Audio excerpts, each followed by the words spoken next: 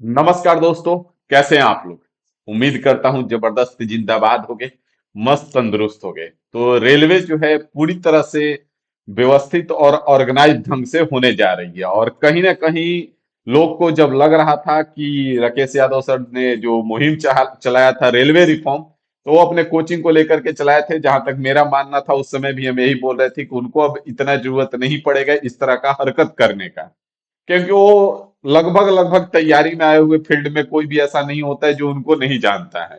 हाँ, पढ़ना और ना पढ़ना सबका समझ अलग अलग है, सबका भाषा अलग है, किसी का भाषा समझ में नहीं आता है। तो पढ़ना अलग अलग है लेकिन जानता जरूर है।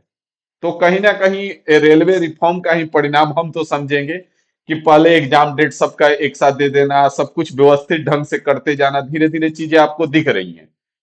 ईयरली आ रहा है तो सब कुछ ठीक चल रहा है। तो अभी आपका कल आप देखे होंगे, वीडियो भी हमने बनाया कि सारा एग्जाम का डेट आउट कर दिया गया। एएलपी हो, टेक्नीशियन हो, लास्ट तक इंतजार किया गया कि लग रहा है कि एनटीपीसी का भी एग्जाम डेट फेंक करके मुंह पे मार देगा कल ही, लेकिन नहीं आया।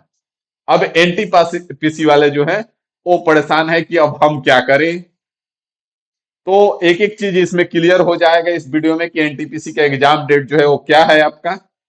और बाकी अगर आप इस चैनल पे नए हैं तो चैनल पे जो आपको मिलता रहा है आपका प्यार और सपोर्ट तो जरूर मिलेगा। बाकी आपको बार बार बोलते हैं कि इस चैनल पे आप जाकर के मैथ पूरी तरह से तैयार कर सकते हो। मैथ के लिए ये वन स्टॉप सॉल्यूशन है। पीछे भी देते आए हैं, पीछे भी कराते आए हैं, प्रैक्टिस सेट से लेकर के तमाम चीजें आपको इस चैनल पे मिलेगा। अगर हम बेसिक से ही मैथ का बात करें तो इस चैनल पे आप जाओगे तो आपको प्लेलिस्ट मिलेगा। यहाँ पे प्लेलिस्ट देखोगे तो कंप्लीट मैथ प्रो लेवल में आपको 82 लेक्चर पड़ा हुआ है, 82 लेक्चर्स, जिसमें पूरा बेसिक से कराया गया है। एक एक टॉपिक में 200 200 300 300 सवाल, जितना आपको कोई पेड कोर्स में नहीं दे सकता है उतना तो यहाँ फ्री में हम करा के छोड़े हुए हैं। अगर फास्टली आपको रिवीजन करना है तो अभी करंट का ही आपका नया क्वेश्चन से ही सारा टॉपिक क्लियर किया हुआ है। 22 लेक्चर आपका है, 51 दिन 51 मैराथन वाला।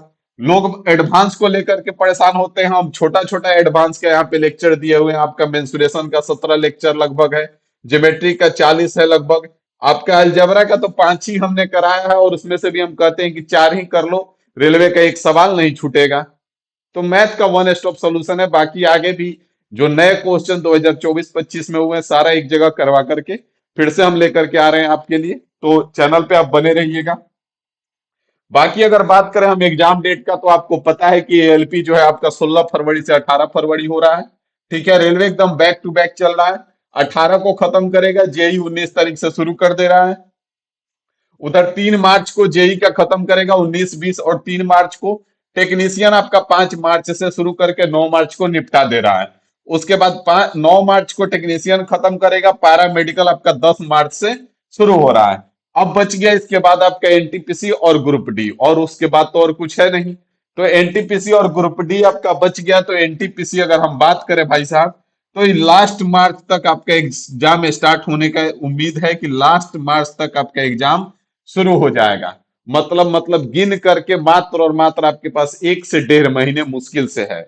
अगर आप एग्जाम डेट के भरोसे बैठे हुए हैं तो फिर वही होगा जो पिछला बार हुआ।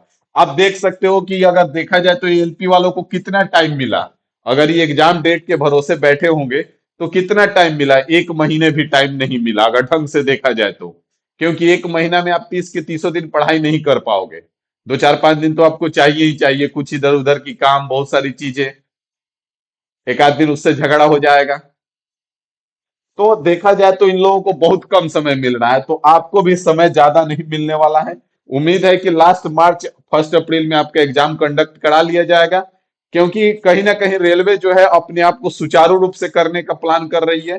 देख के यही लग रहा है कि 2026 वाला ये जो भर्ती है, 2026 में जो भर्ती आएगी वो सारा भर्ती को लगभग लगभग इनका कोशिश है कि हम एकदम टाइम पे कर दें।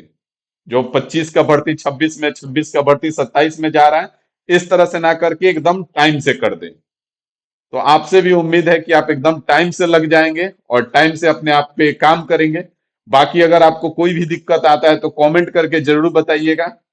ठीक है, एनटीपीसी में भी अगर सिलेक्शन लेना है, उसके लिए भी मास्टर प्लान चाहिए तो वो भी बताइएगा कि हाँ सर मास्टर प्लान बता दीजिए, कि कैसे उस पे सिलेक्शन लिया जा सकता है, क्योंकि इस बार भी हमने एनटीपीसी का सीबीटी 1 और सीबीटी 2 दोनों क्लियर किया। तो एग्जाम क्लियर करना कोई बड़ा चीज नहीं है, किसी दिन दिखा देंगे आपको रिजल्ट से लेकर के एडमिट कार्ड सब कुछ, ठीक है, तब शायद हो सकता है। बहुत सारे लोगों को लिखा रहता है 15+ गवर्नमेंट एग्जाम क्रैक, तो लगता है कि मजाक है।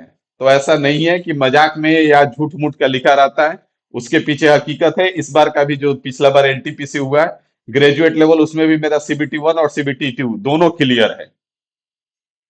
तो ऐसे ही नहीं हो हवा मचाया जाता है, कहीं ना कहीं बोलते हैं तो उसके पीछे रीजन होता है। काफी एक्सपीरियंस है और सच में निकाले भी हैं। पिछला बीपीएससी भी टीयर टीचर में भी सिलेक्शन हुआ, जिसमें समस्तीपुर अलॉटमेंट था। तो तमाम भर्तियां और गवर्नमेंट जो एग्जाम क्रैक करना अब बड़ी चीज नहीं रह गई है, बशर्ते कि आपको सटीक रणनीति पे एक बार तैयारी करना होता है। तो एक बार बढ़िया से जम के लग जाइए, एग्जाम जरूर निकलेगा, ठीक है। बाकी मिलते हैं अगले वीडियो में अगली जानकारी के साथ। उम्मीद है आप इस बात को लेकर के सीरियस होंगे और तैयारी में लग जाएंगे, ठीक है ना। तो चलिए, थैंक यू।